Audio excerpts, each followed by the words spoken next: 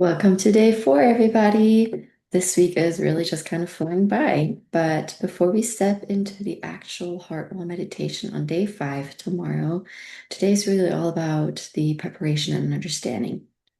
We want you to move into the meditation knowing what to kind of expect and also give you time to prepare by taking, the time to answer some questions we will talk about here shortly. So let's just kind of summarize what you already know. Okay, so heart walls, they form from trauma, from grief, and emotional overload. They are protective, but can also isolate us if we hang on to them for too long once the heart has already healed. They can block love, joy, intuition, success, you name it.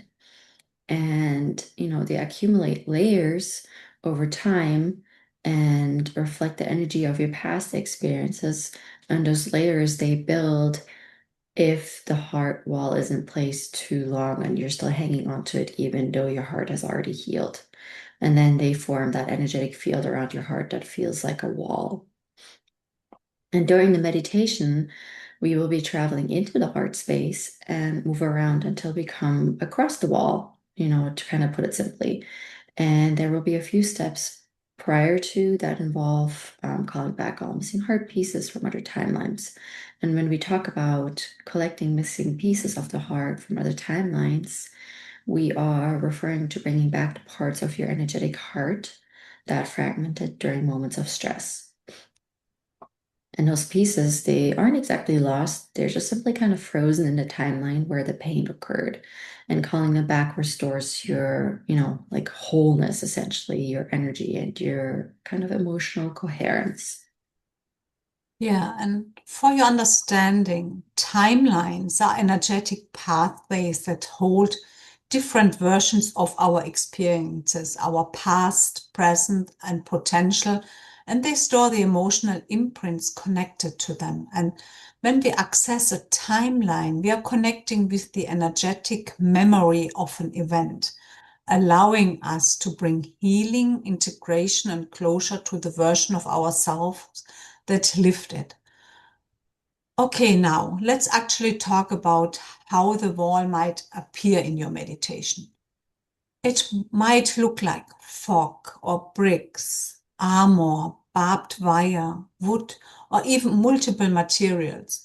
It could be short or miles wide, thin or very thick. Its material, size, and shape can represent your emotional experience during the creation of the wall. For example, a tall wall might reflect a seemingly insurmountable obstacle, or barbed wire could represent pain you couldn't keep at bay. And there's really no right or wrong. Just observe what appears. You may also ask the wall its age. This may bring memories or emotions to the surface, but you don't need to know its origin. That's part of the principle of deleting the need to understand. Just trust what you notice. And if you notice nothing at all, just trust the process. You do not have to see or know anything for the wall to still begin falling. And, there are going to be some tools that you can use to help yourself prepare before tomorrow, right? So take some time today and just kind of walk through some of these things to help yourself and help it be more effective. Okay. We have some questions that we would like you to think about, and, we would love it if you could consider writing down your answers. Just become introspective and honest with yourself. No one else needs to see or know your answers. It doesn't matter. You can literally delete it or burn it or rip it up and throw it away after you've worked with it. Those answers are just for you, right? And so try to be vulnerable for yourself towards yourself.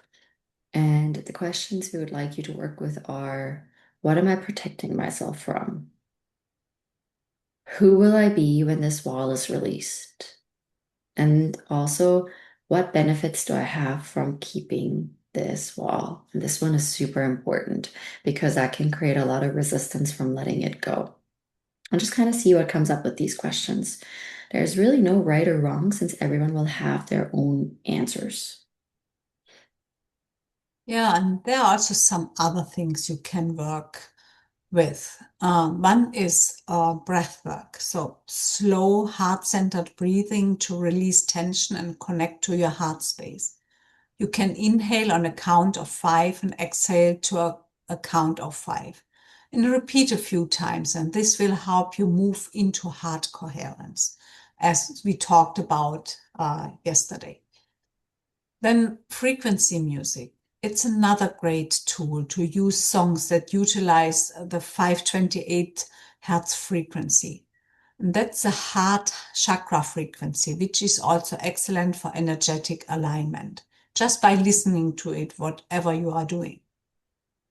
Then the forgiveness practice. We also talked about it already yesterday. But again, this is so important. And but forgiveness can sometimes truly be the key to letting go. Techniques like Ho'oponopono can help you release blame and step into forgiveness. There's lots about it out in the internet, so feel free to look it up. But essentially, you meditate on a situation and infuse it with, I am sorry, please forgive me, thank you, I love you. It works remarkably well too. So definitely give that a try. And then just remember, the heart wall didn't form overnight. It won't disappear overnight. Okay. It might. There's nothing to say that it won't, because sometimes we've seen it where a heart wall will literally fall with one setting. Okay. But don't be disappointed if it doesn't. And you may release the wall in layers, right, over multiple sessions, which is totally normal and to be expected. Your system, keep in mind, your system, your subconscious, it knows and will only allow for as much turmoil as your conscious mind can manage. Okay. Your subconscious is really that smart. It's smart like that. So that's something you can just lay aside. And most importantly, just be gentle with yourself. Every layer released creates more space for joy, love, and connection. So try to be open to the feeling of space that you create because that feeling of space can sometimes feel initially very strange. And just embrace that. And then tomorrow you'll get the meditation uploaded here and you'll journey into the heart garden and meet your wall.